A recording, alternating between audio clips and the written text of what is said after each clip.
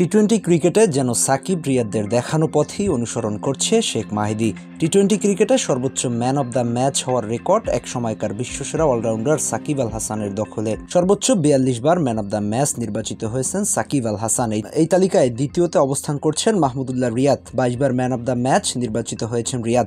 আর এক ওপেনার তামিম ইকবাল খানের ২০, মুশফিকুর রহিমের ১৭। এই তালিকায় ৫-এ অবস্থান করছে শেখ মাহিদি। এখন পর্যন্ত ১৩ বার ম্যান অব দ্য ম্যাচ নির্বাচিত হয়েছেন। তাতে করে একটা ব্যাপারে স্পষ্ট, সাকিব মাহমুদুল্লাহর দেখানো পথেই হাঁটছেন শেখ মাহিদি। মাহিদি বাংলাদেশ দলে আসা যাওয়ার মধ্যেই থাকছে। তাতে করেও ১৩ বার ম্যান অব দ্য ম্যাচ জিতে নিয়েছে।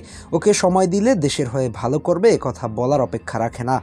গত ম্যাচে ওয়েস্ট ইন্ডিজের সাথে যে পারফর্ম করেছে তাতে করে একথা বলাই যায়। বোলিংয়ের সাথে ব্যাটিংটাও করেন মোটামুটি ভালোই। সুযোগ পেলে আরও ম্যান অব দ্য ম্যাচ জিততে পারেন শেখ মাহিদি, সেই সম্ভাবনা আছে তার ভিতর।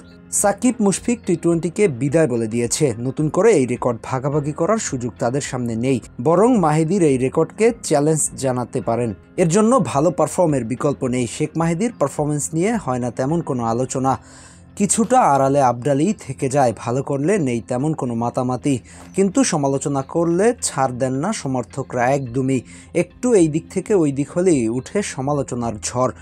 অথচ শুরুর দিকে অর্থাৎ পাওয়ার প্লেতে ব্যাটিংদের সামলিয়ে থাকেন শেখ মাহিদি, যা অত্যন্ত কঠিন কাজই বটে। এই কঠিন কাজটাই অনেকটা সফলতার সঙ্গে করে থাকেন এই স্পিন বোলার। ভালো ইকোনমি মেনটেন করে থাকেন দলের জন্য, যা বেশ কার্যকরী।